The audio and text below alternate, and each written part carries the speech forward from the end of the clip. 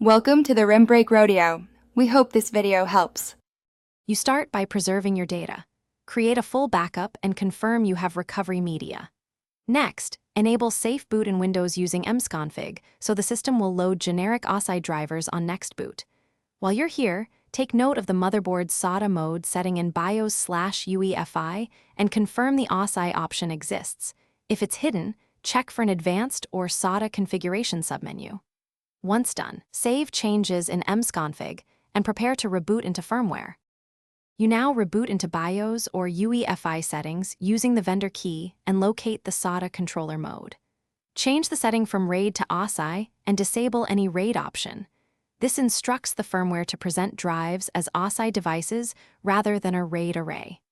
Save and exit, then let Windows start. Because you enabled Safe Boot, it will automatically load Ahci drivers without conflict. This prevents driver mismatch issues and prepares Windows to complete driver installation on the next normal boot.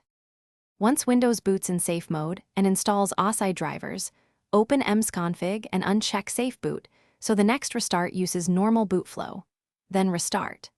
After a normal boot, confirm Ahci is active via Device Manager under IDE ATA/ATI controllers or by checking storage performance in benchmarks. If the system fails to boot or you see missing drives, switch BIOS back to RAID to regain access. Then troubleshoot drivers or restore your backup.